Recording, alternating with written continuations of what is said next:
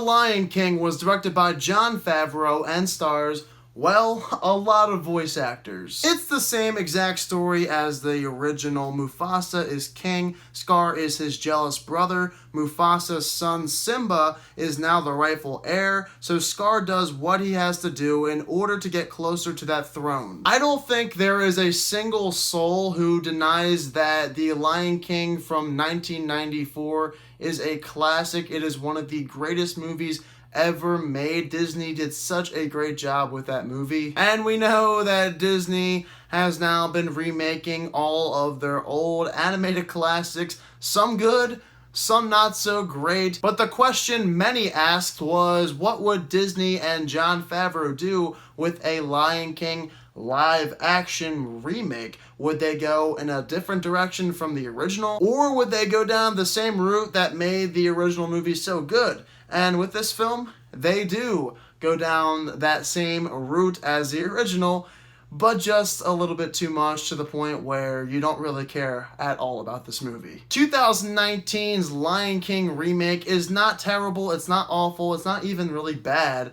It's just, why would I watch this one when I have such a great original animated movie from 1994? Instead of going all in on my negatives to begin, let's start as usual with the positives. The CGI in this movie is immaculate. It is one of the best looking films of this entire year. What they were able to do, how they brought this film's vibrant landscape to life, I just haven't seen anything like it in quite some time. I mean, Aslan from Narnia does look pretty realistic, am I right? I can't tell the difference between the two. The voice cast here now is pretty good. If I had to choose between this voice cast and the original film's voice cast, obviously, you know I'm choosing the original film's voice cast. But in general, I felt that everyone did a pretty good job on the mic for this movie. Donald Glover as the older version of Simba, I liked him a lot. Beyonce as Nala was good. And James Earl Jones, he's probably the best one again in this movie, replaying Mufasa, giving his voice to that character. It was iconic in the original, and it's iconic here. Storytelling-wise, this movie is very similar to the original.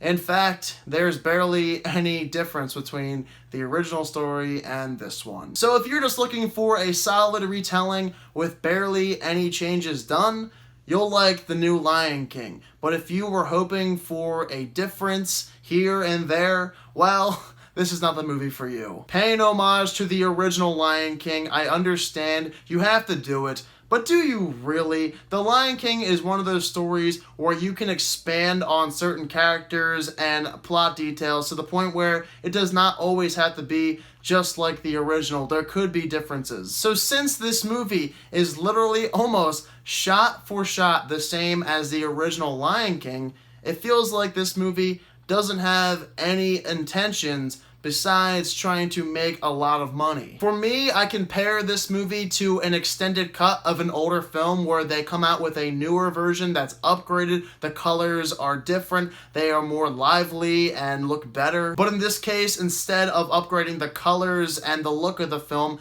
it's just CGI instead of cartoon. Then you just have a few other deleted scenes thrown in here. We do actually have a couple of scenes added to the new version of The Lion King. Some scenes I did like, others, it just made the movie drag on. I really don't know how this movie ended up being an extra half hour than the original. Didn't really feel like there were that many new scenes, and I really do just wish Jon Favreau went in different directions with this movie with how some things unraveled, but that never really happened. On top of that, some of the dialogue was weak. I don't know why they decided to go in a certain direction with some dialogue, whereas in other scenes, it was the same dialogue from the original movie. Why in some scenes did you keep the same dialogue, and in other scenes, change it for the sake of changing it, when in reality, the dialogue was much cringier and was not really impactful at all. It's kind of like when you take Spider-Man from 2002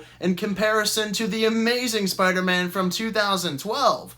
That's how this movie came off to me. So by the end of it, the new Lion King is just an okay movie at best. Obviously, the original is a classic and it's a much better movie. This one did not do nearly enough to make it feel like its own movie that's worth watching over that of the original. It's just bland and basic and very formulaic. I'm giving 2019's version of The Lion King a 52%. I'm just confused why director Jon Favreau did not do the same thing that he did with The Jungle Book from 2016. That being changing some plot elements between the original and the new remade version, like here with The Lion King. Why did you not just change a little bit to make this movie feel different than the original and make it worth watching? At this point, The Jungle Book and the Beauty and the Beast remakes are the only ones that I actually enjoyed. The rest are fine or below average. Don't really intend to see them ever again over the original films especially. Alright, so for those of you who also saw the new version of The Lion King, be sure to let me know down below in the comment section what your thoughts are of it. The next movie I'm seeing is one of my most anticipated films for the rest of the year.